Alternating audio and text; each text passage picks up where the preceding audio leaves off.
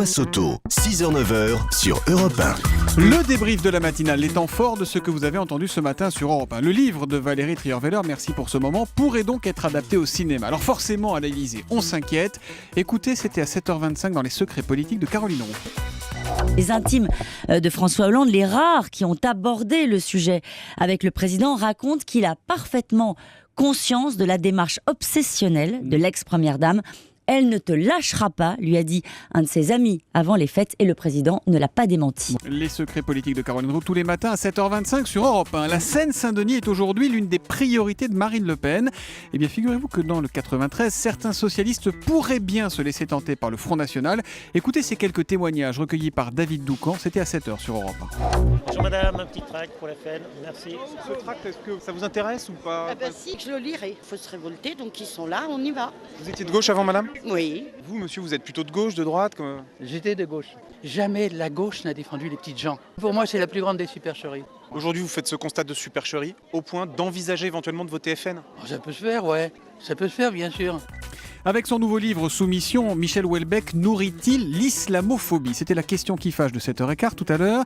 Et c'est le recteur de la mosquée de Bordeaux, Tarek Obrou, qui est venu y répondre. Écoutez ce qu'il en pense.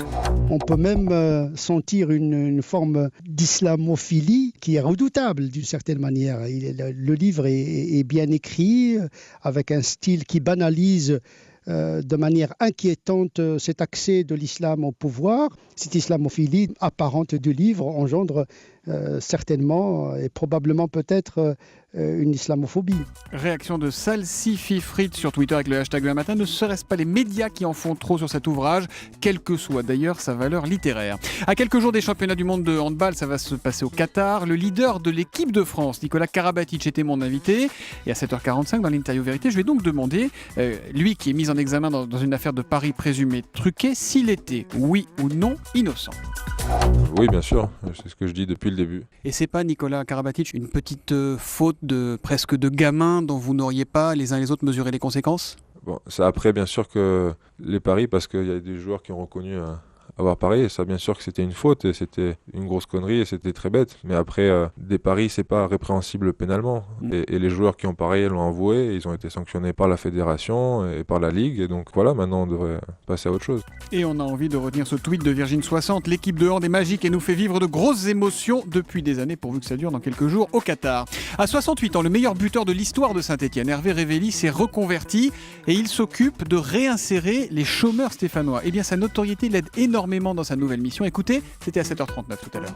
On va parler de football pendant 1 heure de temps, mais ça me permet de faire les liens avec ce chef d'entreprise et ils ouvrent les portes plus facilement à Hervé Révéli qu'à un autre, c'est sûr. Et pourquoi vous faites ça à 68 ans? Vous avez peut-être mérité de vous reposer un peu, non? Oui, moi, la chasse, j'aime pas, la pêche, j'aime pas, donc je vais pas rester à la maison. Là, j'attaque le matin à 8h30 et jusqu'au soir, des fois 19h ou 20h, ça dépend. Les gars, il faut qu'ils partent d'ici avec du job. Vous êtes peut-être réveillé ce matin avec un mal de crâne. Comment lutter contre la migraine, contre ces céphalées qui nous prennent la tête? Écoutez les conseils du docteur Kierzek, c'était à 6h55, c'est la question santé d'Europe. On sait par exemple que chez certains migraineux, le chocolat, le fait de consommer du chocolat va déclencher des migraines ou au contraire de trop dormir. Donc il faut connaître sa migraine et repérer les facteurs déclenchants. Trop dormir peut provoquer de la migraine, de même que trop de sel. Les dernières études montrent qu'une surconsommation en sel, le sel de table, peut déclencher de la migraine. Et juste quand vous avez une crise, il ne faut pas attendre qu'elle s'installe. Il faut dès les premiers symptômes prendre ces médicaments, prendre l'aspirine et les anti-inflammatoires pour tout de suite casser la céphalée. Et puis on vous en parlait dès 6h, alerte à la pollution aux particules fines en Ile-de-France, stationnement résidentiel gratuit à Paris. Il faut ralentir sur les routes, c'est la consigne. L'Institut de veille sanitaire a révélé la liste des villes où l'air est le moins respirable en France. On vous en parlait à 7h30. Ce sujet vous a beaucoup fait réagir au 3921 et on a notamment cet appel de Catherine. Catherine, vous êtes à Versailles. Bonjour Catherine. Bonjour Thomas. Quelle est votre question, ma chère Catherine? La question, la pollution des grandes villes du nord de la France ne proviendrait-elle pas des centrales thermiques allemandes? Ah, question que je pose à Virginie Salmen. Bonjour Virginie. Bonjour Thomas. Alors d'abord merci Catherine de votre question. Vous faites allusion aux centrales à charbon, ces centrales qui prennent le relais en Allemagne des centrales nucléaires. Alors est-ce qu'elles peuvent polluer notre air? Eh bien probablement oui, en partie, mais les experts ne savent pas exactement dans quelle proportion. Par exemple, Air Paris, qui mesure la pollution en Ile-de-France, estime que 68% des particules fines sont importées d'autres régions, voire d'autres pays. Mais pour l'ADEME, l'Agence de l'environnement, les particules fines viennent essentiellement de l'industrie, des systèmes de chauffage domestique et des véhicules diesel.